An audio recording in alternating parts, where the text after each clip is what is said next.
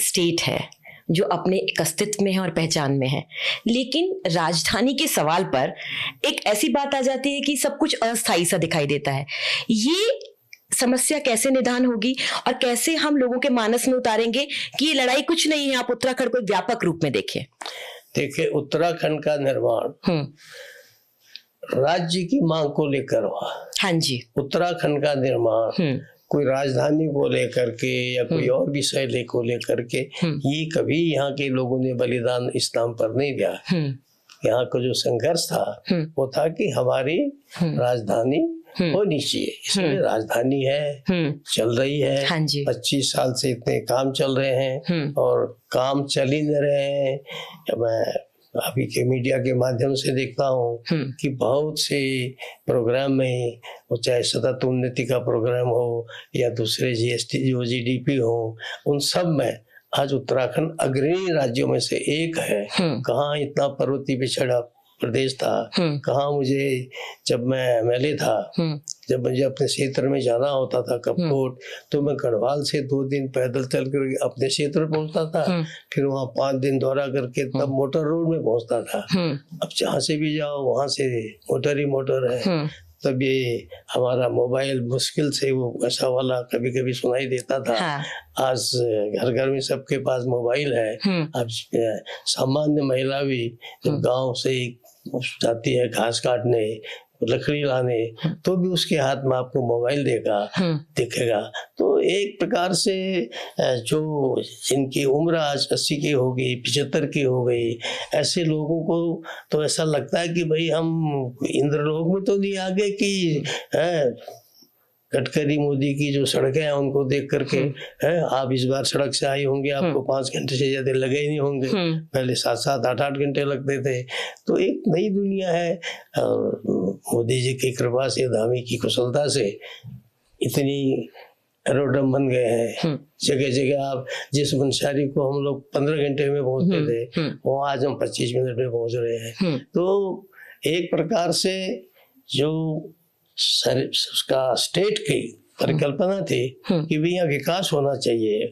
उत्तर प्रदेश बहुत बड़ा प्रदेश है, लेकिन वही एक तरफा पड़ जाता है। यहाँ की परिस्थितियां भिन्न है, तो उसके अनुकूल इसलिए राज्य बनाया गया। और मुझे लगता है कि जो सपना लोगों ने देखा है वो साकार हो रहा है। अब 100% हुआ ही मैं नहीं कह सकता, उसकी जगह 100% हो जाए तो रह क्या जाएगा।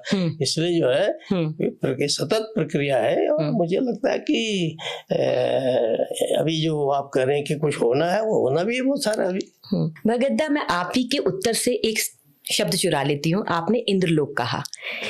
आपने ये बात सही भी कही कि आज हर हाथ में मोबाइल है, टेक्नोलॉजी हो रही है, पहाड़ों में यूज कर रहे हैं लोग। लेकिन जहां एक पहाड़ की महिला एक हाथ में मोबाइल लेके चलती है और एक हाथ में घास काटने की दराती, वहीं वो जंगल में डरा हुआ महसूस करती है।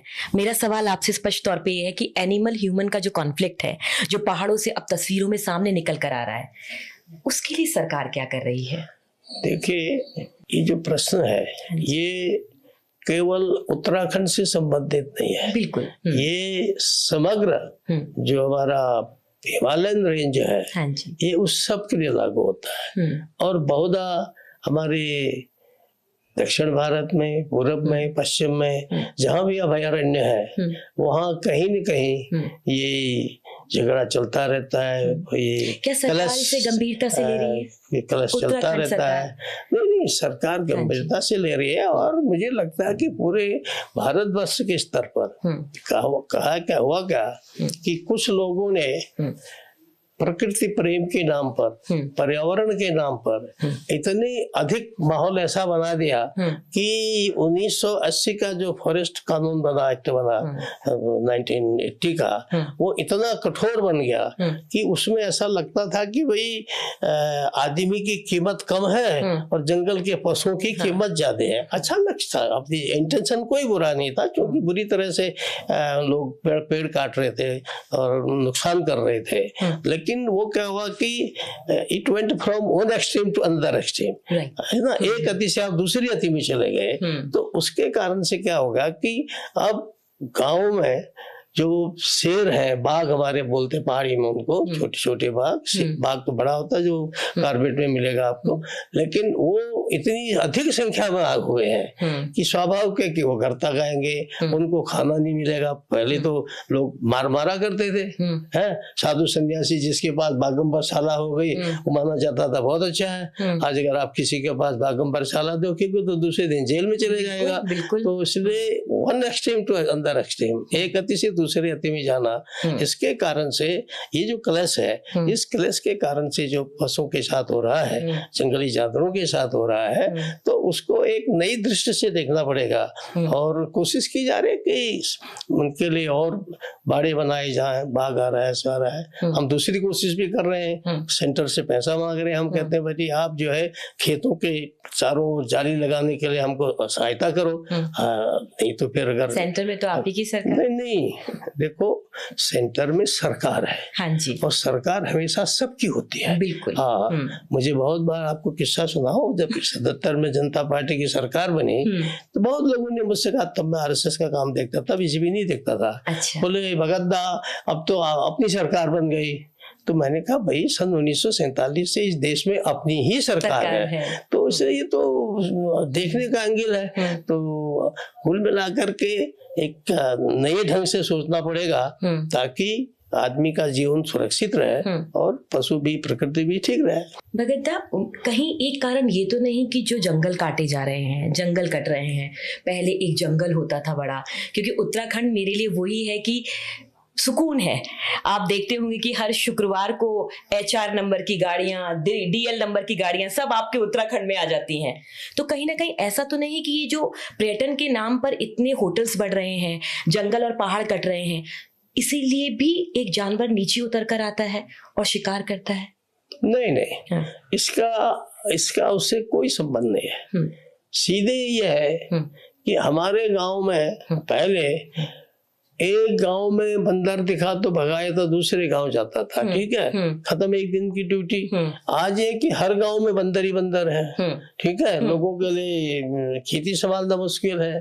पहले कभी कभी हम लोगों जब बच्चे थे तो कभी कभी भालू और सुअर दिखते थे, अब तो यत्र सुअर और भालू है। इसका अर्थ क्या है कि पिछले वर्षों में चाहे हमने सड़क के नाम पर, विकास के नाम पर पेड़ काटे हैं, लेकिन उसके बावजूद अगर ठीक से हमारे ये जो इस में पर्यावरण में काम करते हैं या शासन में काम करते हैं, अगर वो ठीक से देखेंगे तो पहाड़ के अंदर, उत्तराखंड के अंदर जितना जंगल पहले था उससे जंगल बढ़ गया है, क्योंकि गांव नीचे को आ रहे हैं लोग। हाँ। तो गांव में जहाँ पहले 8-10 पेड़ दिखाई देते थे क्योंकि महिलाएं घास काटती थी और हर गांव में 25, 50, 100, 150 ऐसे मवासे होते थे। अब मुश्किल से कहीं 5 है, कहीं 10 है, कहीं 50 है। तो नेचुरली है कि जो घास लाते थे, जो लकड़ी लाते थे, तो बंद हो गए ना। तो इस दृष्टि से यहाँ लखनऊ, दिल्ली और देहरादून में बैठ करके जो उस चीज को लोग देख नहीं सकते। इसलिए इस संबंध में हम केंद्र से भी मैं बात करूंगा कि इस संबंध में नई पॉलिसी बनानी चाहिए कि भाई सांप भी मरे, लाठी भी न टूटे। अब ऐसा हो रहा है कि सांप भी मर जा रहा है, लाठी भी टूट जा रही है और कुछ भी नहीं निकल कर आ रहा है। निकलता कुछ नहीं, इसलिए उसको नए सिरे से सोचना पड़ेगा। हाँ, आप एक शिक्षक रहे हैं, आपने अपने जीवन में स्कूल्स भी खुलवाए हैं, उनको चलाया भी है और आपका हृदय गुरु हृदय है। मेरा सवाल आपसे ये है कि एक खबर आती है कि सरकारी स्कूल बंद हो रहे हैं, 1600 स्कूल बंद हो चुके हैं, 3600 स्कूलों को चिन्हित कर लिया गया है और ये अध्यादेश जारी होता है कि वहाँ पर और कार्य जैसे पंचायत से संबंधित कार्य, आंगनबाड़ी से शुरू होंगे उन बिल्डिंग्स में। लेकिन आप